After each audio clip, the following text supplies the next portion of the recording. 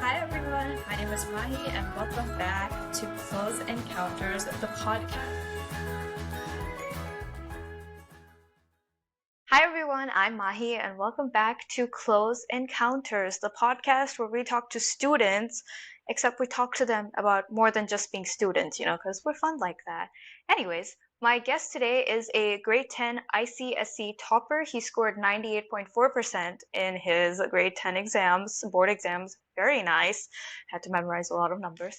Anyways, but today we're going to be learning more about him, outside of academics, because why not? So to talk about that and more, let's welcome Nirvaan to our show. Hi. Hi, looking forward to take part in this podcast. It is so nice to have you. How are you doing today? How's life been? Um, After 11th grade, after 10th grade, I thought life would be a little more chill, considering that there's not as much academic pressure in the 11th grade. But to my surprise, Mm-hmm. there's more extracurriculars compared to 10th. So coping up with those, sometimes the rescheduling goes a little crazy here and there. So far, I've been trying to cope up with it, but yeah, it's going great now. Right. So has summer break started for you? Most important question. Not yet. So my Eid holidays begin from tomorrow. I went to school today. I had to take part in a competition. So my Eid holidays begin from tomorrow, Oh. and my summer holidays begin, I think, in the first week of July. So I've still got some time to go to finish that first term. All right. So what are you looking forward to in the summer break? It's going to be a nice time away from all school-related stuff, after exams and all. Do you think it makes sense to go to school even after your exams? No, I'm against it because especially the students, they get exhausted after the exams. But if it's for an extracurricular activity or something that I'm interested in, I would be looking forward to go to school after the exams as well. Okay, we'll get to extracurriculars in a minute, but let me ask you, how has your life been different compared to what it was a couple months ago before your exams, the whole prep work and everything, and now, after exams, when your results have come out, everything's just over with. How has it been different? Right. So in the exam, like before the boards, I think it was like really hectic and stressful because we had to finish all the portions all over again, again and again. We had loads of chapters to study. So it was definitely stressful. But now, in the exams that just got over for 11th grade, the first term, it was taken pretty lightly. It was more chill because we knew we just got out of boards and the expectations weren't Hmm. that high in the first grade, in the first term of grade 11. So I think it was more calm compared to 10th Mhm. grade. I think that's one of the only biggest differences that I've seen so far. Okay, that's interesting. So once your results came out, what was like going through your head on the days leading up to like receiving your results? And once you finally saw them, how were you feeling? Were you satisfied with it, or are you kind of like a critic about yourself? Okay, right. So about the result day, it was a very funny story. We actually found out the previous evening that the results were going to come the next day. So I was out shopping for a tire Okay. for one of the projects that I had. I was taking part in a competition. And then I got a call from my mom, and she said the results are coming tomorrow. And it hit me like a rock. Like I put Yikes. in hours and hours just to study, and the results were going to come tomorrow.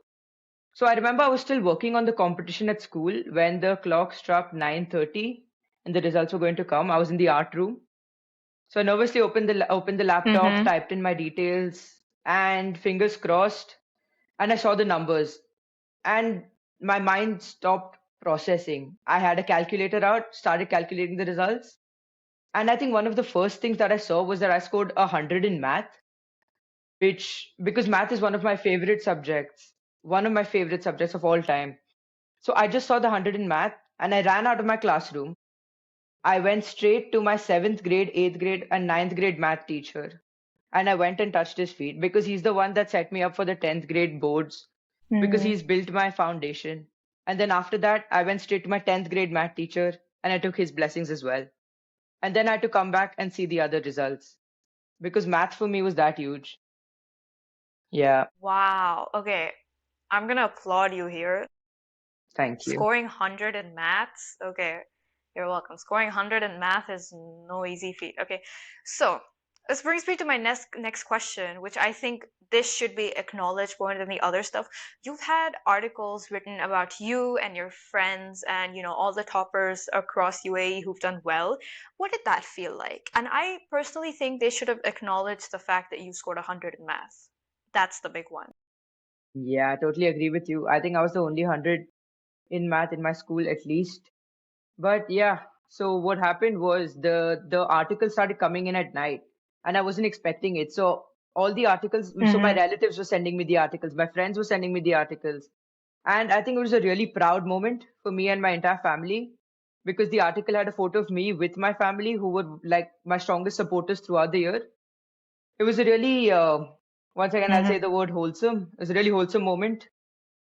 And yeah, I enjoyed it very much. I think that's one of my core memories, and I will keep it with me throughout my lifetime. That's so exciting. That's a very big achievement. Do you like the attention, or are you someone who likes to stay low key? No, I love the attention. I love the attention.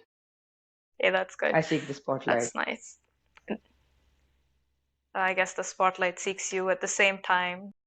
Just can't get enough of it. I mean, here you are again under the spotlight. You're doing this, so that's a big achievement. Yeah, thank you. So, did you share with any of your friends or, relatives or anyone that you're doing this podcast? Yeah, so I shared it with I think two or three of my friends. Because they had asked me, like, even they wanted to register for the podcast, so they asked me, "Are you going to do it?" And I said, "Yeah, I Okay. will do it for sure." And then I filled up the form, and then I got accepted for the podcast. So I was really excited. Been looking forward to do the podcast for quite some time, like I think 2, 3 days now. So yeah, Oh, it, that's so sweet. Yes, and we welcome your friends as well with open arms because we're nice people. We like that. Anyways, let me ask you this. So, you know how when we're kids, we have so many of our classmates, we look at them and we're like, oh, she's the smart one. hmm She's the nerdy one. She's the annoying one, or, so on and so forth. Were you always labeled as the smart kid? Was that ever something that came up when you were a kid? When I was a kid, yeah, I think that was pretty prevalent back when I was a kid in like fourth, fifth grade. I was the smart kid. But then Mm-hmm. I think after COVID had hit, sixth grade, seventh grade, eighth grade, my grades began to drop. So that was one of the Yeah. low periods. But before that, yeah, I was the smart kid. What about now? Like, even especially now, since, you guys are teenagers, and being a teenager, it's such a weird time, especially when you're in high school and you hmm have so many things going on. Explain that to me with your academics and with labels everywhere and just trying to have a sense of self with the people around you. What is that like? So I try not to let things mix up, right? Because if you're my friend, I really don't care about what I've scored or who I'm labeled as outside our friendship. So I don't try to bring it up many times. Mm. But obviously, it's not something you Mm-hmm. can really get rid of. It's a tag you can't really get rid of. And I don't want to get rid of it, obviously, because I'm really enjoying it. I think my hard work had paid off. But yeah, I try to not keep bringing it up. And I try to like also respect them for who they are. Otherwise, it's Yeah. bragging. Nobody likes bragger. Yeah, that's true. So that's why you refrain from it. I guess you build it up in your head a bit, even if you're not bragging, saying anything remotely related to your accomplishments or anything like that, it can feel like bragging, Right, even though right, you're not exactly. bragging. So you just like Exactly. refrain from it. Yeah, Yeah. exactly. Once in a while, though, it's okay. But again, it's the overthinking that kicks in, like how do people perceive me? And if it comes off as bragging, Yeah, exactly. That's I the feel you exact there. exact Okay, mindset. so let me ask you this. Did you, yeah. Mm-hmm. So, did you ever feel a sort of pressure from whether it's from the environment around you, or it can be self-inflicted pressure as well, for academic validation or just sort of being the best at what you do? Because I know you said you worked hard and that's pretty hmm evident. Did you ever have that pressure on yourself? Um, so pressure-wise, I think the only time that I felt pressure throughout 10th was when I had my first pre-board exam. So the format is you have one pre-board, the second pre-board, and then the actual boards. So when the first pre-board Mm-hmm. timetable came out, I was extremely stressed because now I knew that everything I'd worked for just got real because now we were building up towards the final examination that I'd studied really hard for. So it was really stressful Mm-hmm. then. Yeah. But I think I had a great support system, so the stress never really got to my head and I was able to play it off well. Yeah. So that's the only time I ever felt stressed. Mm. Have you ever sought gratification through academic validation? Because I think at one point, I think all, including myself, we've done this where we're like, our grades, it provides us with a sense of satisfaction about how we are in school. Hmm. Have you ever done that? I think right after the board results came out, I went around seeking for a little bit of validation. But then later I realized that the marks speak for themselves. I don't really need anybody's validation because I've done great. So yeah, Mm-hmm. I think only for like a few days after the boards, after that, I stopped seeking for validation. Okay. How did you celebrate? And walk me through the process of like, did you have any weird study techniques you used, or how many all-nighters have you pulled? Walk me through that because it's fun to know. Okay, yeah, sure.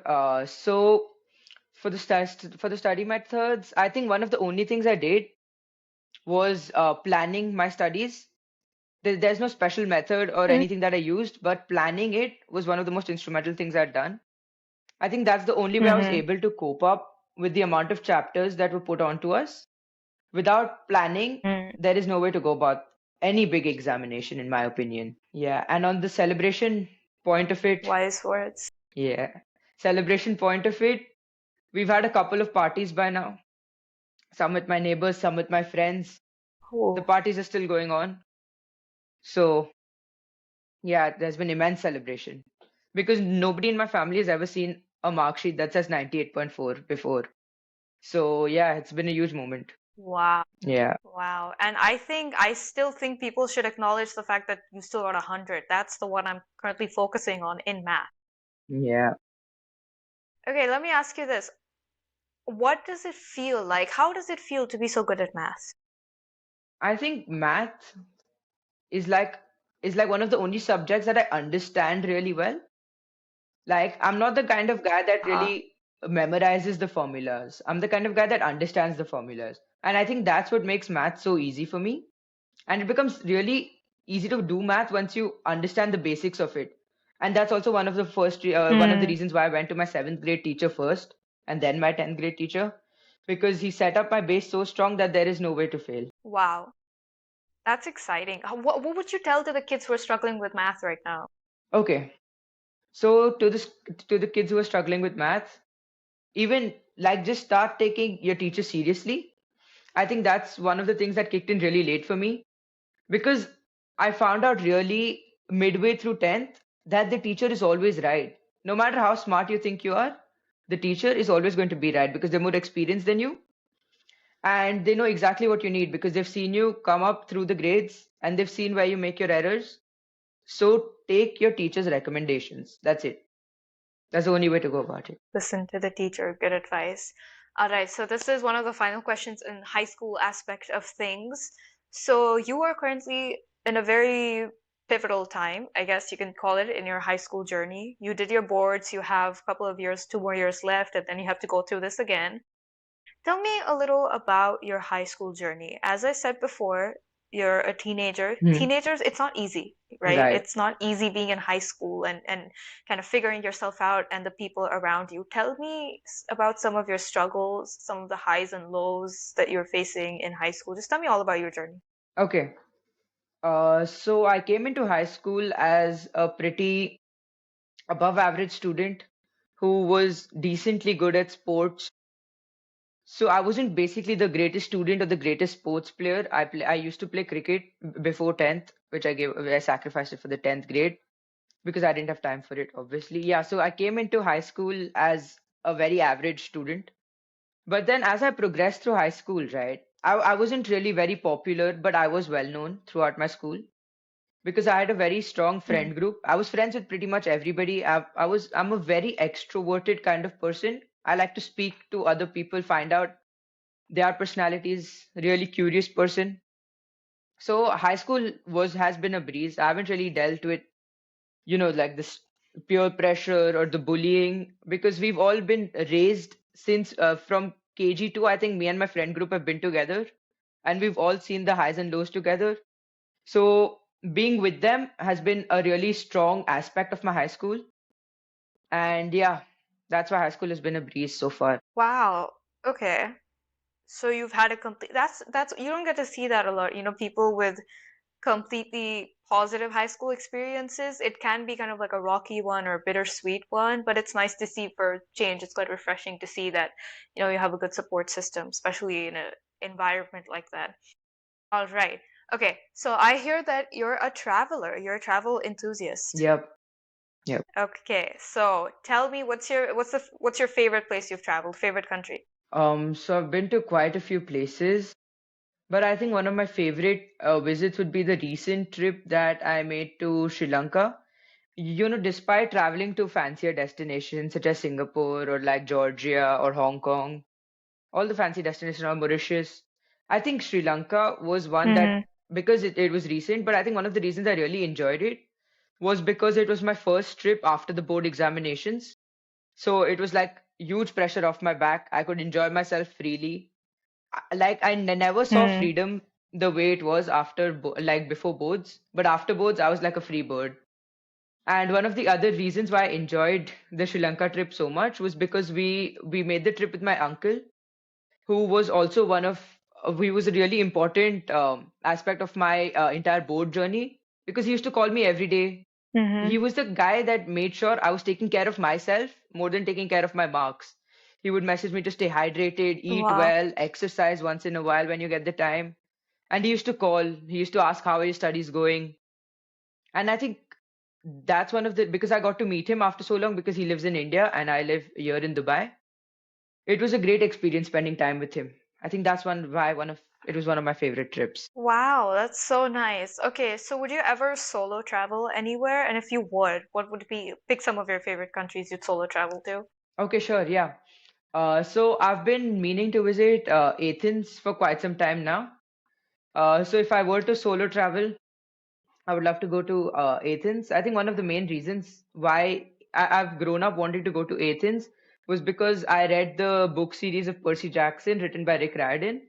And the way they've depicted the Greek gods, I really want to visit their temples once at Yeah. least in my lifetime. Oh my God. Yes. Yes, I love Percy Jackson too. I also want to go to Greece and I want to visit more because I'm a huge history nerd. Mm-hmm. So I've grown up studying like encyclopedias and everything about Athens and Sparta and everything like that.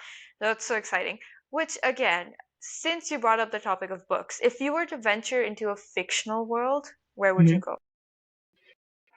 So if I were to venture into a fictional world, I think it would be a very generic answer for me. It would be Harry Potter, obviously, because it's a truly magical world.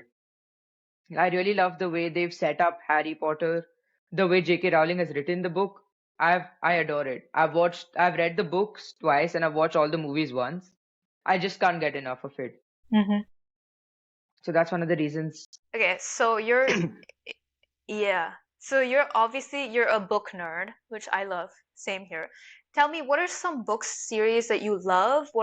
Is there any book that you've read that you kind of thought to yourself, I wish I'd written that one if I could? So there was this one book written by Phil Knight, who was the founder of Nike. It's called Shoe Dog. It's not a series, it's a singular book. And it's like a Mm-hmm. business autobiography memoir type book, where he's written it in such a candid tone about how he's grown up and how he's done his business deals, how he started Blue Ribbon Sports, which later became Nike, and the entire insight about it is what I really loved about the book. So that's the book. Oh. So do you lean towards like fiction books or like actual real life, like self-help or business related stuff? Okay, so I think up till about ninth grade, I adored fiction because like Rick Riordan, Percy Jackson, and J.K. Rowling's Harry Potter. And I remember this one book series growing up, Geronimo Stilton. I have an entire Oh library yes, it's filled of so those good. books. Yes. So I never wanted to change from the fiction bit. But I think after maturing a little, after 10th grade and now 11th grade, I've started reading a few books that are out of my comfort zone. I think that's where I discovered Shoe Dog. And yeah, it's been a great experience to read some non-fiction books as well. If you could write a book about your life up until this point, what would you include in it? What would you call it? Have you ever thought about anything like that? No, not yet. But now that you put it that way, I think, nah, I'm not sure what I would call it. because my life has been it's been a roller coaster of experiences. I don't think I can summarize it into one title on the spot. Okay. So now that you have some more hours on your hands, some more free time coming up, are you a binge watcher? Do you like to watch like movies and shows? Yeah, I do like to watch movies and shows. I think I'm currently on one on Netflix. Yeah, so I'll be looking forward to finish that whenever I get time. What are you watching? Okay. Is important question. What are you Yeah, watching? so it was a suggestion from my friends. It's called The Rookie. And so far, so good. I'm still on the Oh, first season.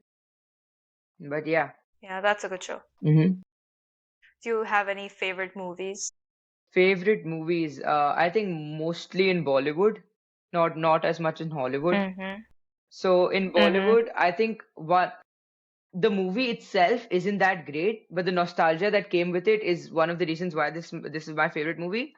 So it's a movie of Shah Rukh Khan called Happy New Year, and I remember watching Oh my this in the God, wow. theaters Yeah. as a child with my parents, Mm-hmm. and just the suspense and the overall thrill that I got from the movie was amazing. It was a very funny movie and a very it was a movie that built up in stages, so I really enjoyed it as a child, and I still watch it. It has a cult following now. Like Yeah, everyone is rediscovering it, especially the younger kids. So weird to say, but they're kind of like obsessed with the whole yeah. nonsensical aspect of it. Yeah, I passed on that movie to my brother. He's watched it multiple times. I think he's on his sixth time and I'm on my 27th time. So yeah, Oh my God. Wow. because yeah, it Dedication. always hits the spot. Okay. Yeah. hmm Exactly. Yeah. It's the music and the comedy. The comedy is especially good. Okay. So you said you were aspiring towards studying, correct me if I'm wrong now, mechatronics. Mechatronics, yep, exactly. Okay, so that's what I understood from it. It's basically working with, I want to say, robots and hmm machinery and building stuff from scratch. Exactly. Now, let me ask you this. Yeah. Have you ever built anything from scratch? Have you ever invented anything of your own, big or small? Nothing much as of now, but I was at school today, as I mentioned, for a competition. We were building like this kind of sensor that can sense the presence of gases in the atmosphere to help students who are diagnosed with like asthma or other respiratory diseases. So I think that's a project I'm looking forward to.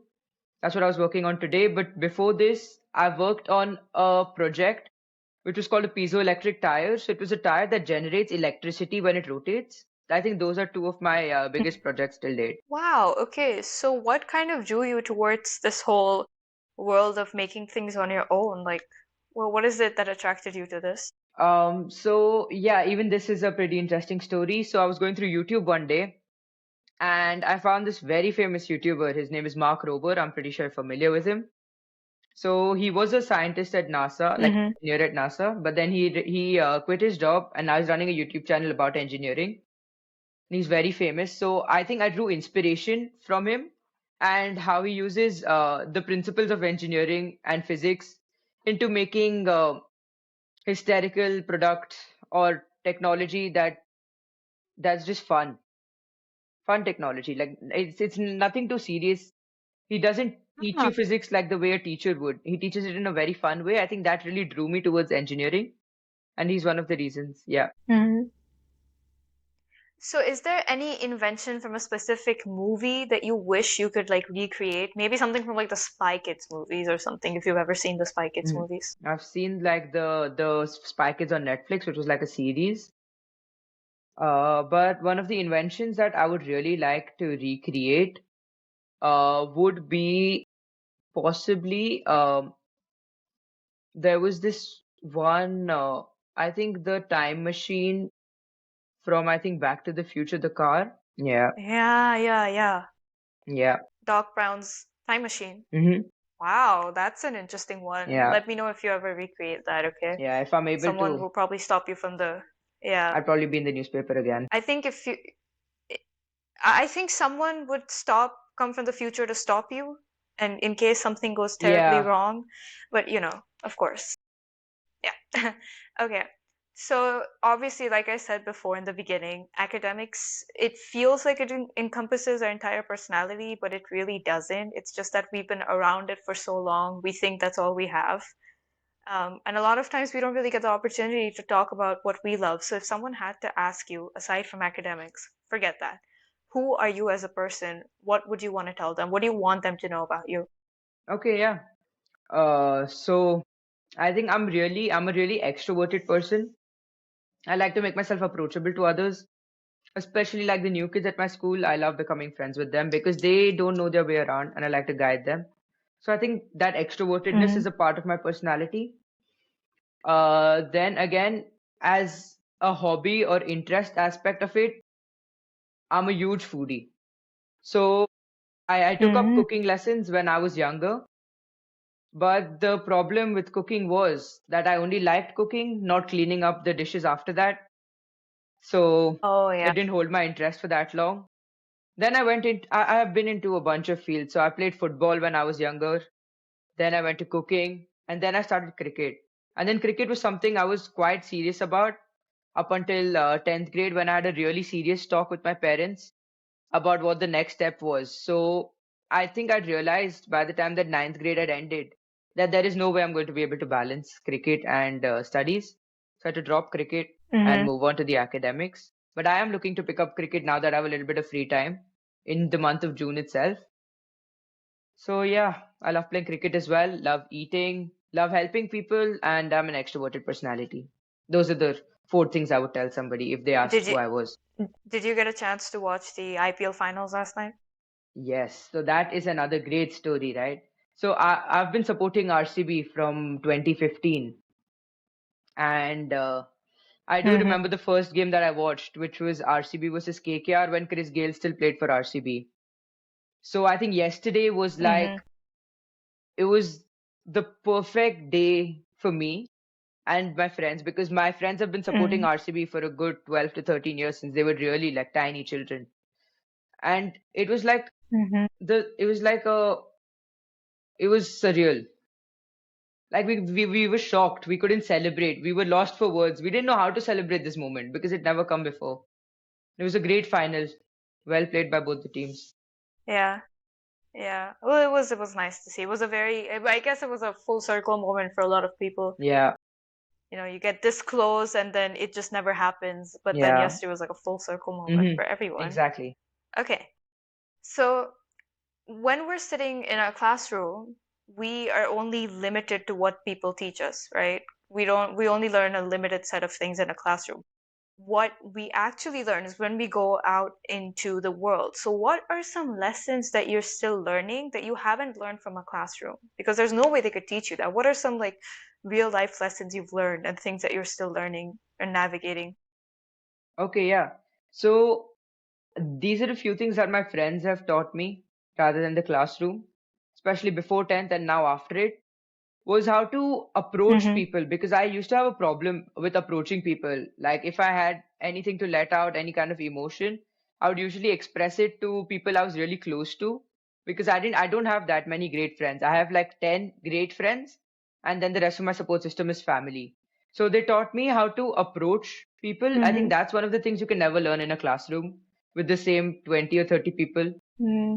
I think meeting new people, approaching them, asking questions is one of the biggest things that I've learned over time because I realized that when you ask people questions, you're going to learn more. It's not going to prove to them that you don't know anything, but rather that you are interested to learn more. I think those are two things that I learned from outside the Mm-hmm. classroom rather than inside. Yeah, that's a good way to look at it. Do you think it's helped you in any way now? I mean, given you say you're an extroverted person. Yeah, so it has helped me for sure because now I'm able to approach people more frequently and build more connections over time. Yeah, so I think it's been a really integral part now that I'm going to enter into the world. I'm going to finish 11th, finish 12th, and then enter into college where it's going to be completely new faces, right? And my friends won't be there with me all the time. Mm-hmm. So it's going to be really important and crucial that I go out, meet people, develop new friendships, make connections. So yeah, it's really important to do that. Yeah. Okay, so here's my last question for you. You are a maths and science enthusiast. Anyone who's into that, they are thinkers, right? They think from a different perspective compared to others. They're people who are always looking for solutions to complex issues and understanding why the universe functions the way it does, whatever it may be. So one small action from their end can make a huge change, huge impact on how we understand things. So let me ask you this. what is one small action or something you can do from your end that you believe would make a huge difference, whether it's in the universe or on the world itself? What is something from your end? Okay. So what I think that I could do is by dedicating myself to a certain topic, right? Bring a What I find is that there are more people who want to bring change than actually change themselves. So I think one thing I would really promote is that people change the way that they are looking at different topics. This is a very small thing that I can do, is to bring change among the viewpoints of different people so that they can see the broader perspective, which is something that I believe that the people are lacking in today's world. Yeah, and in that way, it's going to bring a huge bonus to the world. Well, that's a very good point. That's a very good way to look at things. And do you think you've had the opportunity to help people with that? Yeah, once in a while, I can help people out, try to change their viewpoint, try to make them look from my perspective, from a more practical perspective. Because what I find is people often think with their hearts and not their minds. At times, that's a great thing, but sometimes you gotta rely on the brain as well. Yeah, that's true. That's a good point. Yeah, you're it's again a very wise thing to say from someone as young as you. So that's a Thank you, good thing. You're headed in the right direction. Yeah. Anyways, so that wraps up our episode. Before we wrap things up, I want to ask you to look into the camera and say whatever you want, any message you want to give out to the people watching. Okay.